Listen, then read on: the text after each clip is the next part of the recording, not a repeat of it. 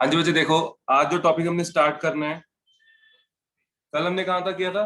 Positive adsorption, positive and positive और negative. Negative. ठीक है, फिजिकल और केमिकल की थी, राइट? तो उसके डिफरेंस किए थे। नोट्स बन गए तुम्हारे? हाँ जी सुमंत, नोट्स बन गए बच्चे? सर वो मैं उस पे हूँ, क्या कहते हैं, पॉजिटिव और नेगेटिव एड्सॉर्प्शन पे। ठीक है, मेरे को नोट्स भेजने जैसे ही लेक्चर खत्म होगा, जितना भी होगा वो, ठीक है। ओके। और जिनके पास नोट्स बने हुए हैं वो सिर्फ लेक्चर सुन सकते हैं, क्वेश्चंस कर सकते हो, ऑब्जेक्टिव देख सकते हो, ठीक है। आज का जो टॉपिक है, आज हम शुरू करेंगे adsorption of gases on solids.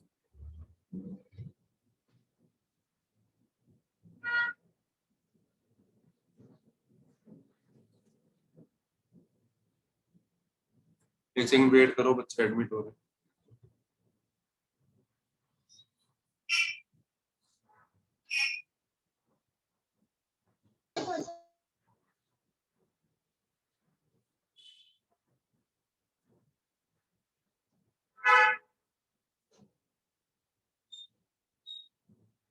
एक टाइम पे आ जाया करो सारे, ठीक है।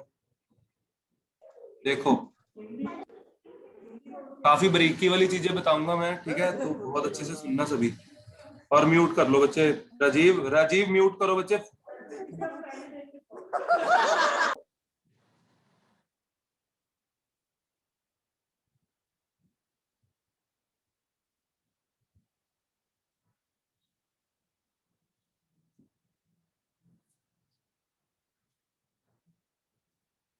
चलो देखो, आज हम करेंगे adsorption of gases on solids पहले, और इसके बाद बहुत से टॉपिक करने हैं आज।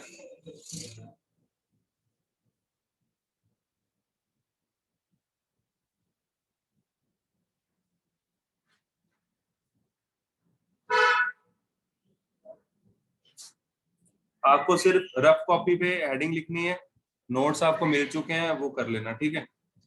मैं यहाँ सारे पॉइंट समझाऊंगा। सबसे पहला point, nature of the gas.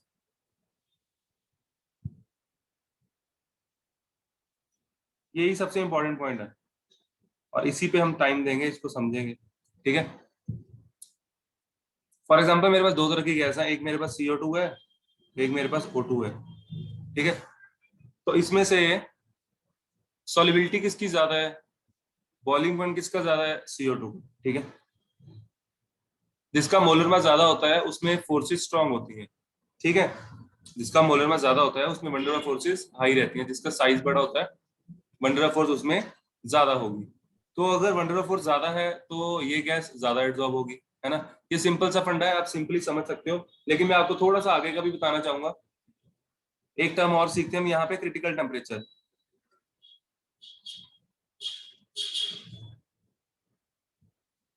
Critical temperature होता है एक ऐसा टेम्परेचर जिसके ऊपर हम गैस को कंप्रेस नहीं कर सकते, ठीक है। तो जो CO2 गैस है हमारी, इसको हम एक पर्टिकुलर टेम्परेचर पे कंप्रेस, उससे नीचे कंप्रेस कर सकते हैं, उसके बाद कंप्रेस नहीं कर पाएंगे। फॉर एग्जांपल मैं आपको डायग्राम भी दिखा देता हूँ। ये हमारे पास डायग्राम होता है, यहाँ पे लिक्विड प्लस वेपर होता है बच्चे। इस डायग्राम का सरफेस मिस्ट्री का कोई लेना देना नहीं है, ठीक है। ये स्टेट्स ऑफ मैटर में है, लेकिन मेरे को इंटरलेट करना है ताकि आपकी अंडरस्टैंडिंग बढ़े, ठीक है। तो ये लो टेम्परेचर, अब देख सकते हो यहाँ पहुंचा, कंप्रेस किया, लिक्विड प्लस वेपर, और फिर ऐसे आ जाएगा। ये देखो ग्राफ कैसे बनता है, this is pressure, this is volume, PV curve है, ठीक है। यहाँ पे टेम्परेचर है T1। बच्चे ध्यान से देखो, इस पॉइंट पे, A पॉइंट पे जो प्रेशर है वो भी बहुत कम है, इस कारण वॉल्यूम बहुत ज्यादा है, ठीक है। जैसे ही आपने प्रेशर बढ़ाया तो गैस कंप्रेस होती जाएगी, क्योंकि यहाँ पे सिर्फ गैस होगी, है ना। गैस कंप्रेस होगी, कंप्रेस होते होते पॉइंट B पे पहुंच जाएगी, और B पॉइंट पे जैसे ही पहुंचेगी तो लिक्विड बनना शुरू होता है, तो एकदम से वॉल्यूम बहुत कम हो जाता है। देखो C पॉइंट पे आते आते सारा लिक्विड कन्वर्ट हो जाएगा, है ना। तो अब गैस जब लिक्विफाई हो जाती है, तब आप देखो कितना ज्यादा प्रेशर लगा रहे हो, यहां से लेके यहां तक प्रेशर लगाया आपने, लेकिन वॉल्यूम में बहुत कम इंक्रीज हुआ, सिर्फ इतना, ठीक है। This is the only increase. तो ये सिंपल सा कर्व होता है। अगर मैं टेम्परेचर हाई करता हूं तो क्या होगा, देखो, तो कर्व इसके ऊपर से ही निकल जाएगा, और जहां पे इस लाइन को टच करता है, यहाँ इस पॉइंट पे, यहाँ पे जो टेम्परेचर होता है उसको बोलते हैं क्रिटिकल टेम्परेचर। और in case of CO2, CO2 का क्रिटिकल टेम्परेचर होता है 30.98 डिग्री सेल्सियस। इस टेम्परेचर के ऊपर गैस कंप्रेस नहीं होगी, ठीक है। तो इसका सारे का ये जो मैंने अभी आपको बताया सबका मतलब यही है कि अगर हमें गैस को कंप्रेस करना है, ठीक है, या एड्सॉर्प्शन करवानी है, तो क्या होना चाहिए, क्रिटिकल टेम्परेचर हाई होना चाहिए। जितना ज्यादा क्रिटिकल टेम्परेचर होगा उतनी एड्सॉर्प्शन ज्यादा, ठीक है। तो ये था हमारा nature of the gas. Second point है बच्चे nature of adsorbent. Third point, ये सारे सिंपल से पॉइंट है, इसको जरूरत नहीं है लिखने की। Third point surface area of the adsorbent, जितना ज्यादा सरफेस एरिया उतनी एड्सॉर्प्शन ज्यादा। फोर्थ पॉइंट, पहला पॉइंट हो गया, दूसरा हो गया, तीसरा मैं दोबारा बोल देता हूँ, surface area. Fourth point that is important and that is temperature. Temperature पे कैसे डिपेंड करेगी, कोई बच्चा बोलना चाहेगा? टेम्परेचर पे कैसे डिपेंड करेगी एड्सॉर्प्शन? सर डिक्रीज करती है टेम्परेचर इंक्रीज करने पे। एक्स बाई एम, कौन सी, physical chemical? Sir physical. Chemical increase होती है। सर उसका लिमिट होती है, पहले इंक्रीज फिर डिक्रीज होनी शुरू होती है। X by M. तो यहाँ पे जो एक्स है, एक्स देखो क्या है, जैसे ये मेरे पास चारकोल है, इसके सरफेस पे गैस एड्सॉर्ब हुई हुई है, दिस इज एक्स। और ये है मास ऑफ एड्सॉर्बेंट, ठीक है। वरद एंड सुमंत, आ रहा समझ? हाँ जी सर। यस ठीक है, ठीक है। तो ये आ गया हमारा एक्स बाई एम। उसके बाद देखो कर्व कैसे बनेगा। तो टेम्परेचर के साथ एक्स बाई एम, अगर टेम्परेचर बढ़ाएंगे एक्स बाई एम कम होता जाएगा, एड्सॉर्प्शन डिक्रीज करती है। This is for physical adsorption, right. ये टेम्परेचर के साथ कर्व है एक्स और एम का। केमिकल के केस में क्या होता है, ये मैंने कर्व शायद कराया था आपको, उसमें कराया होगा, फिजिक्स ऑप्शन और केमिकल एड्सॉर्प्शन में, है ना। तो उसमें पहले इंक्रीज होती है फिर डिक्रीज होती है। क्यों? क्योंकि पहले हमें टेम्परेचर बढ़ाने से एक्टिवेशन एनर्जी तक हम पहुंच जाते हैं, तो रिएक्शन होएगी। उसके बाद अगर और टेम्परेचर बढ़ाओगे तो बॉन्ड टूटने शुरू हो जाएंगे। तो ये था इफेक्ट ऑफ टेम्परेचर। उसके बाद इफेक्ट ऑफ प्रेशर आपको पता ही है, एड्सॉर्प्शन इंक्रीज होगी, ठीक है। That's it. ये थे आपके पॉइंट्स, इनको बहुत अच्छे से लिखना, ठीक है। अब मैं आपसे एक क्वेश्चन पूछता हूँ, मेरे को टेम्परेचर बताना कौन सा हाई है। N2 गैस एड्सॉर्ब हो रही है, प्रेशर के साथ कर्व है,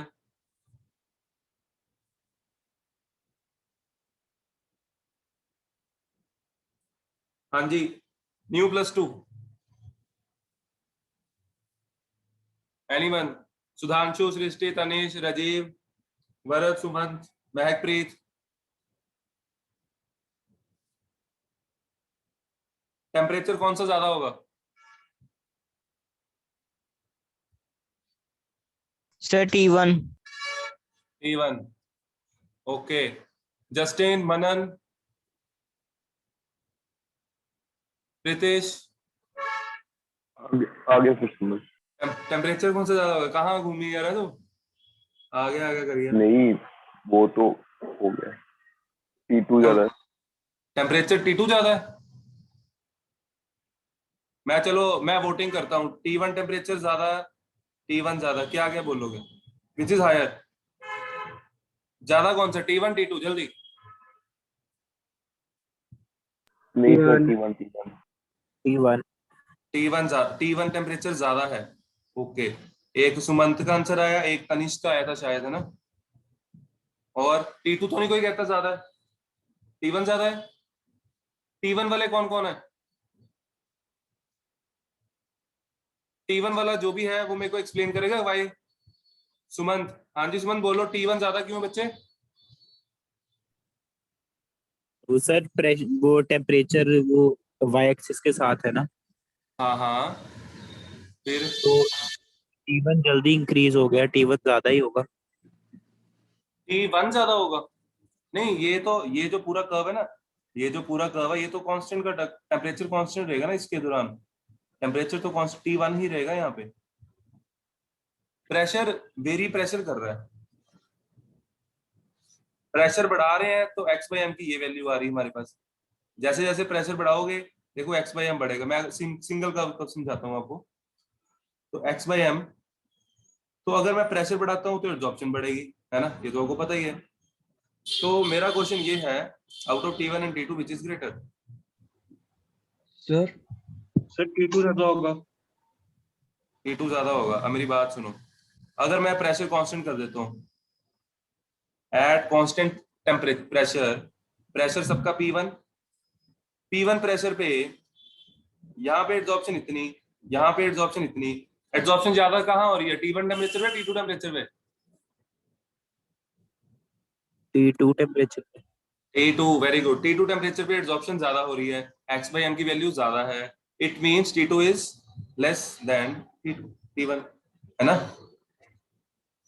तो लो टेम्परेचर पे एड्सॉर्प्शन ज्यादा होगी ना बच्चे, आया समझ? हाँ जी सर। चलो next topic, adsorption isotherms. Write down next topic.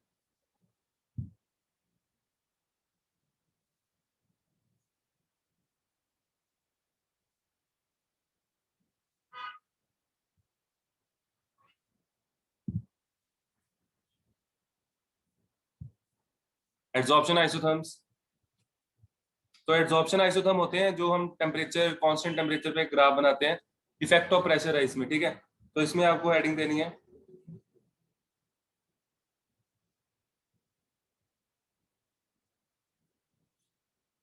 Freundlich adsorption isotherm. इस बार मेंस में क्वेश्चन आया था, किसके पेपर में आया था?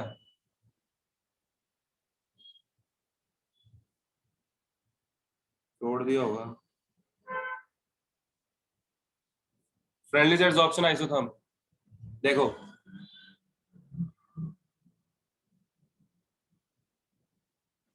x/m वर्सेस प्रेशर, ये कर्व कुछ ऐसा बनेगा, ठीक है? कुछ रीजन थोड़ा सा ऐसे होगा,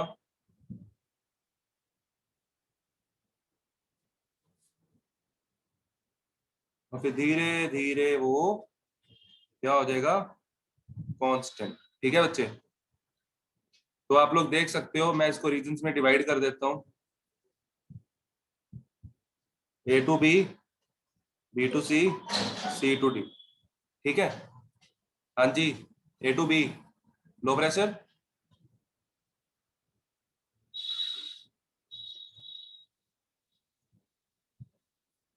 लो प्रेशर पे क्या होगा, जैसे सरफेस है, लो प्रेशर पे क्या हो रहा है, अगर मैं लो प्रेशर पे प्रेशर लगाऊंगा गैस पार्टिकल पे, क्या होगा, एड्सॉर्प्शन विल बोलो, इंक्रीज। हाँ, लो प्रेशर पे एड्सॉर्प्शन इंक्रीज होगी, इट मींस x/m जो है that will be directly proportional to P to the power 1, x/m equals to Kp। Sudhanshu समझ नहीं आ रहा, बोल नहीं रहा बच्चे? आ रहा है सर समझ। ज्यादा आ रहा है?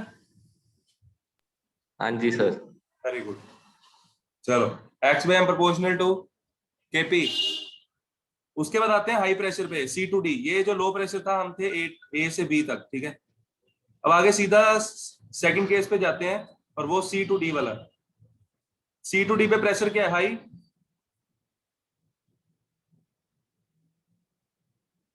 वरद और सुमंत में से हाई प्रेशर को एक्सप्लेन कर सकता क्या होगा? तुम लोगों ने टॉपिक नहीं किया है। हाई प्रेशर पे क्या होने के चांसेस है, क्या दिख क्या रहा है, कर्व से क्या दिख रहा है?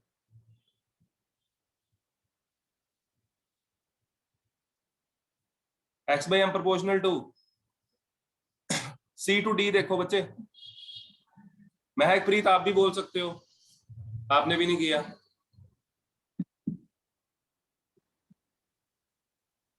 राजीव तूने किया हुआ है तो फिर भी बोल सकता है, बोलना है। यस सर, सर बढ़ जाएगी, बन जाएगा? बढ़ जाएगी है प्रोपोर्शनल टू P to बढ़ the पावर जाएगी। क्या आएगा, P की पावर P पे कैसे डिपेंड कर रहा है, एड्सॉर्प्शन कैसे डिपेंड कर रही है, x/m कैसे डिपेंड कर रहा है? हाँ जी सृष्टि, डायरेक्टली डायरेक्टली है, कहाँ पे, C to D में? हाँ जी सृष्टि, सर A to B। ये हाथ खड़ा कौन कर, चैट कौन कर रहा है? ये कौन बदतमीज है? चलो देखो, C to D में देखो क्या होगा, अगर मैं यहां से लेके यहां तक प्रेशर बढ़ा रहा हूं, यानी कि P1 से P2 तक प्रेशर बढ़ा रहा हूं, तो एब्जॉर्प्शन में कुछ खास इंक्रीज नहीं हुआ, it means 0। x by M equals to K. ठीक है बच्चे, ये हो गए पहले दो केस। अब तीसरा केस यहाँ पे नेक्स्ट शीट पे करते हैं। ठीक है, अगर किसी ने शीट देखनी हो मेरे को बता देना, ठीक है, अपने पास ही है सब कुछ। चलो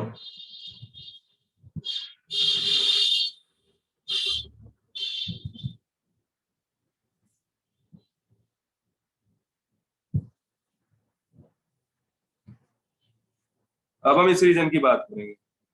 ठीक है, यहाँ पे बी टू सी लिया था ना, इंटरमीडिएट प्रेशर।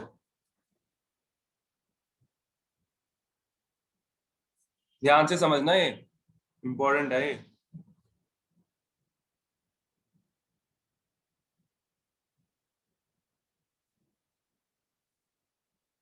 लिख लो ये।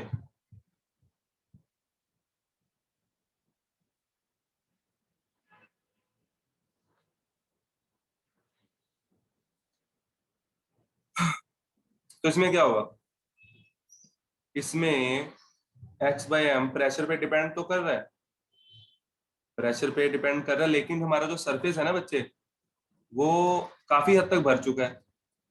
तो उस पर जब मैं प्रेशर लगा रहा हूँ तो एड्सॉर्प्शन बढ़ रही है, लेकिन उतनी तेजी से नहीं बढ़ रही। ठीक है, तो वही सेम चीज जो है वो यहाँ पे हो रही थी सी टू डी पे। याद करो, देखो इसमें क्या था, सरफेस पूरा ही भर चुका था। तो अगर सरफेस आपका पूरा भर चुका होगा, जगह बिल्कुल भी नहीं होगी, तो क्या होगा, तो एड्सॉर्प्शन कांस्टेंट हो जाएगी, है ना।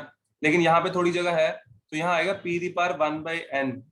ठीक है, और p पे डायरेक्टली प्रोपोर्शनल रहेगा, लेकिन 1/n रहेगा। ठीक है, और n की वैल्यू यहाँ पे हमेशा ग्रेटर देन 1 आएगी। राइट, तो इसमें हम क्या करेंगे, x by M equals to k constant p the power 1/n, और फिर इसका अलग से ग्राफ बनाएंगे, taking log on both sides, natural log. ln x by M equals to ln k plus 1/n, आगे आ गया ln p। ये जिसको नहीं समझ आया पूछ लो, और मेरे को कोई भी बच्चा ग्राफ एक्सप्लेन कर सकता है, इसका ग्राफ कैसे बनेगा। सर इसके अंदर हम नेचुरल लॉग की जगह लॉग हाँ, ले सकते हैं, लॉग बेस 10 भी ले सकते हैं, ले सकते हैं। तो कुछ नहीं होगा, स्लोप में नीचे 2.303 आ जाएगा बस। ठीक है सर। हाँ, वो भी एक बार कर लेंगे। बोलो जी। हाँ जी, इसका ग्राफ कैसे बनेगा, भरत सुमंत, मनन, जस्टिन, देवकरण, महकप्रीत, राजीव, तनिष, सृष्टि, बोलो भाई। यस सर, वो थोड़ा सा वो y एक्सिस ऊपर तक जाएगा, वहां से स्टार्ट होगा। Yes sir. ऐसे y equal to mx plus c, this is mx, this is c। ठीक है, तो आप लोग देख सकते हो इंटरसेप्ट आ गया हमारे पास ln k। ठीक है, और y एक्सिस पे हमारे पास आएगा ln x बाई एम, और जो स्लोप आएगी क्या आएगी 1/n, और इधर क्या आएगा ln p। ये बना लो, समझ आ गया सबको, बोल दो फटाफट yes. Sir sir yes sir. Panchu 9 बच्चे, बोलना नहीं है, वो डाउट था। नहीं पूछना। और कोई, और कोई बोल रहा था बीच में। हाँ जी बोलो, डाउट बच्चे, बोलो शाबाश। सर जब लॉग हम log base to the power 10 ले रहे हैं तब भी तो हाँ। 2.303 कट्टी हो रहा है, सेम ही आ रही है वैल्यू, मतलब। ठीक है, इधर भी 2 हाँ वो करने लगे हैं, आगे भी नेक्स्ट वीक पे करते हैं। ये आगे सबको समझ। हाँ जी वरद सुमंत, आगे बच्चे ग्राफ समझ। हाँ जी सर। ठीक है, अब देखो हमारे पास इक्वेशन क्या थी, x by M equals to, x by M equals to क्या था, के पी दी पावर 1/n। ठीक है, तो इसको मैं पहले यही कर लेता हूँ, एक काम करते हैं, ऐसे लिखते हैं ln x बाई एम, सीधा भी कर सकते हो ln k plus 1/n ln क्या आएगा p। तो लॉग, इसको नेचुरल लॉग को लॉग बेस 10 में कन्वर्ट किया, क्या आ गया 2.303। आगे log x by m equals to 2.303 log k plus 1 by n 2.303 log p। ठीक है, ये कैंसिल हो गया, तो सारा सेम आ जाएगा, कुछ नहीं करना, सिर्फ ln को रिप्लेस करना है, राइट। चलिए बच्चे आगे, ग्राफ आगे सबको समझ? Yes sir. चलो Yes. Good, very good. आगे देखो, आगे एड्सॉर्प्शन आइसोबार्स, हेडिंग दे लो बच्चे।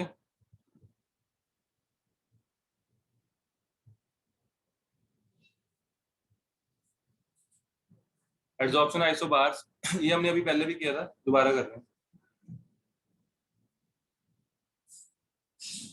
x by m, isobar mean same pressure, temperature अलग होगा, है ना।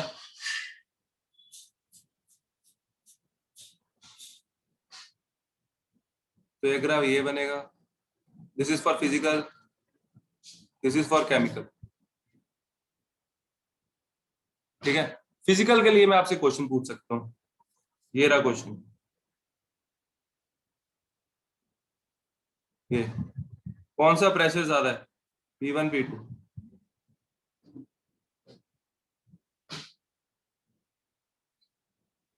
हाँ जी बोलो, टेम्परेचर प्रेशर कहाँ ज्यादा, P1 ज्यादा है P2 ज्यादा है?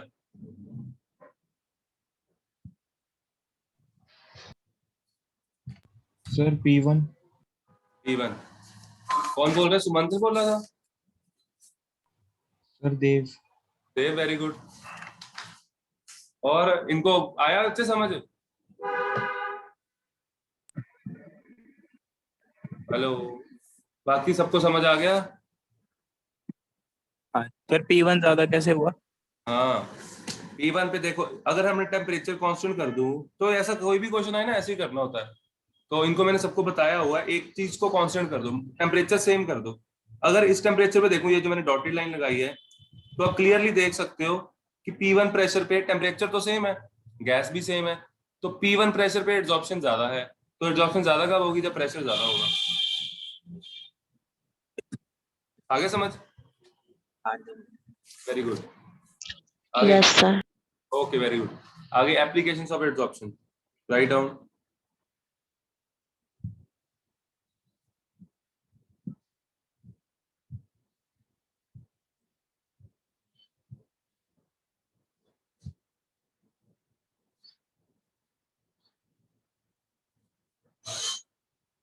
एप्लीकेशंस में कुछ भी नया नहीं है, पीछे हमने इसके वो की थी, एग्जांपल्स की थी ना एड्सॉर्प्शन की, चारकोल की, मास्क की और सिलिका जेल, वही सब है। ठीक है बच्चे, तो production of high vacuum, silica gel से वैक्यूम क्रिएट कर सकते हो, चारकोल की हेल्प से क्रिएट कर सकते हो, राइट। तो ये सारे प्रोसेस सेम ही है, आपने किया हुआ ये, आपके आपने बस नोट्स बनाने हैं इसके, लिख लेना इसको, ठीक है, एज इट इज। आगे हम करते हैं नेक्स्ट टॉपिक, कैटालिसिस। ये लिखो,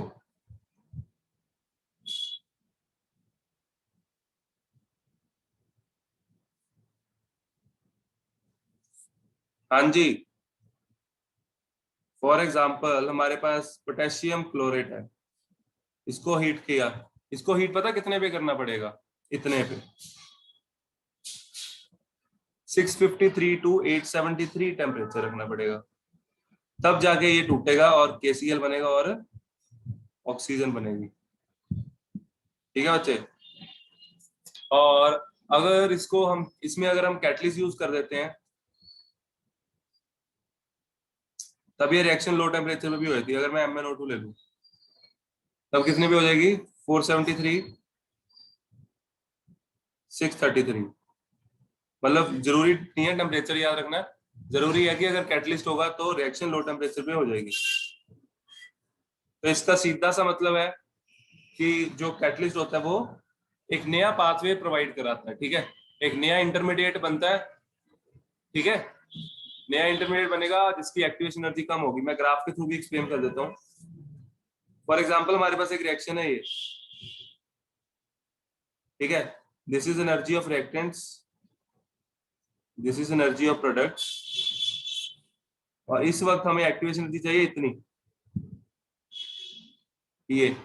तो यही अगर मैं कैटलिस्ट यूज करता हूं तो मेरे को एक नया पाथ मिलेगा, तो मेरे को एक्टिवेशन एनर्जी इतनी देनी पड़ेगी, सिर्फ EA डैश। तो you can clearly see EA dash is less than EA। This is with catalyst, this is without catalyst. ठीक है बच्चे, आया समझ कैटलिस्ट क्या करता है?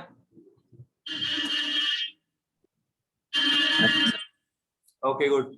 एक बार मैं डेफिनेशन रीड कर रहा हूं, आप लोग सुन सकते हो। A substance which alters the rate of chemical reaction without itself undergoing any change in mass and chemical composition at the end of the reaction। वो खुद पार्टिसिपेट जरूर करता है लेकिन एज इट इज रीजनरेट हो जाता है। ठीक है बच्चे, कैटलिस्ट में आगे क्या है?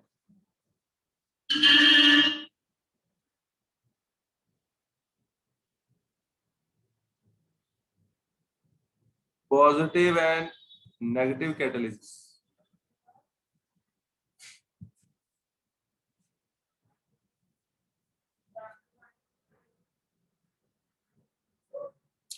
हाँ जी, किसी को पता है पॉजिटिव कैटलिस्ट क्या होता है? जो रेट ऑफ रिएक्शन इंक्रीज करता है। हाँ, पॉजिटिव इंक्रीज करता है और नेगेटिव डिक्रीज करता है। ठीक है, आया समझ? बच्चे समझ आया? इसकी ना आपको एग्जांपल्स, हाँ एग्जांपल्स मैं आपको लिखवा देता हूँ। फॉर एग्जांपल हमारे पास SO2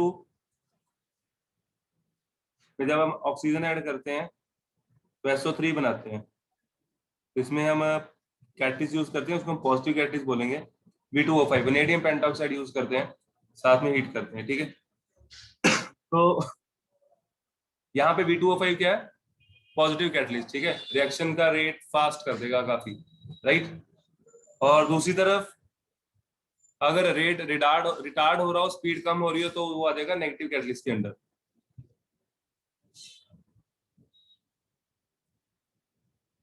एग्जाम्पल, नेगेटिव की एग्जाम्पल लिख लो। डीकम्पोजिशन ऑफ H2O2, H2O2 को जब हम तोड़ते हैं in the presence of H3PO4, ये आपको पता होना चाहिए, याद कर लेना, सीधा डायरेक्ट क्वेश्चन आता है। ठीक है, तो H2O2 को जब तोड़ते हैं फॉस्फोरिक एसिड की प्रेजेंस में, तो क्या होगा? रिएक्शन का रेट थोड़ा स्लो हो जाएगा, ये नेगेटिव कैटलिस्ट की तरह काम करता है, बनेगा वही सेम H2O+ हाफ। ये एग्जांपल्स लिख लो, हो सकता है नोट्स में कम लिखी हो। ठीक है, तो दोनों को कंबाइन करके करना।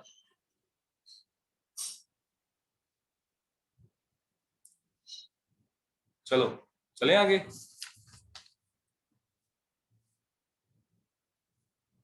बच्चे समझ आ गया सबको?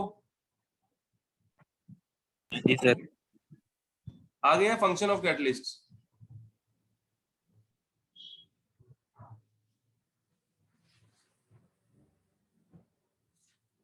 जैसे कि अभी मैंने आपको ग्राफ के साथ समझाया कि अगर रिएक्शन ये है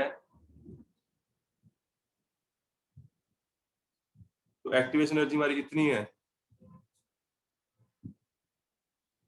और विद कैटलिस्ट जो होगा एक्टिवेशन एनर्जी हमारी कम हो जाएगी। ये dash activation energy with catalyst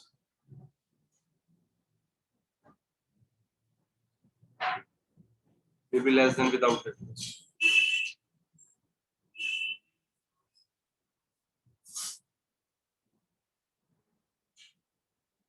लिख लो बच्चे।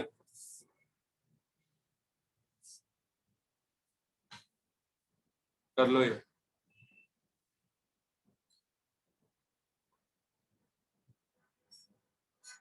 तो होता क्या है,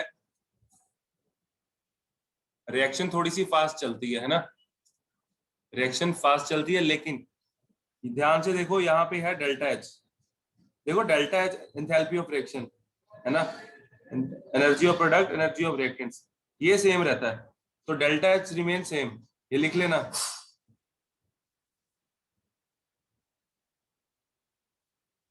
और रिएक्टेंट्स और प्रोडक्ट्स के इनिशियल स्टेट और फाइनल स्टेट ये भी सेम रहती है, राइट। 2-4 मिनट का टॉपिक और है, वो भी कर लेते हैं। प्रमोटर्स एंड पॉइजन्स, जल्दी से हेडिंग दे लो,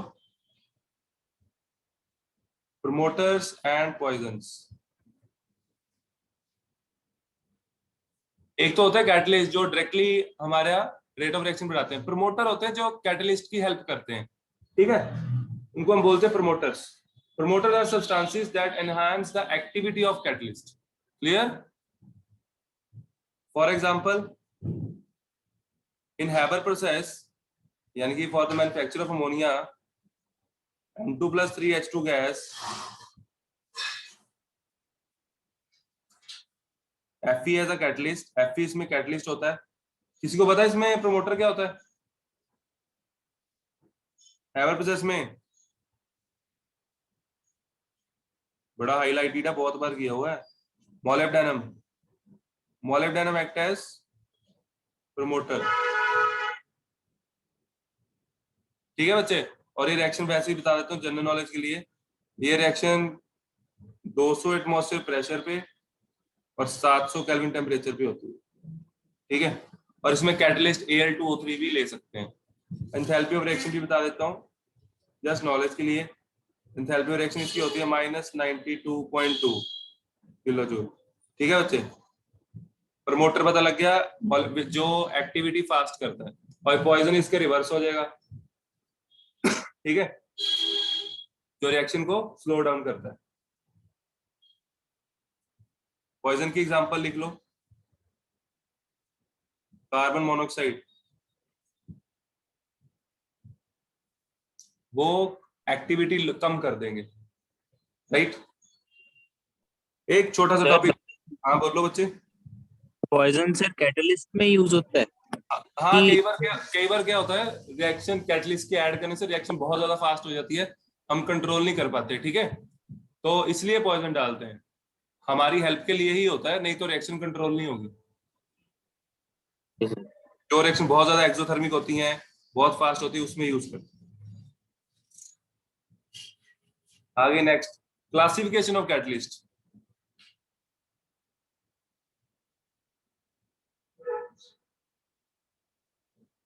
क्लासिफिकेशन में होमोजीनियस, हेट्रोजीनियस, मैं दोबारा लिंक भेज रहा हूँ, 10-15 मिनट और लगेंगे, ये हम खत्म कर देंगे, ठीक है। अभी ज्वाइन करो।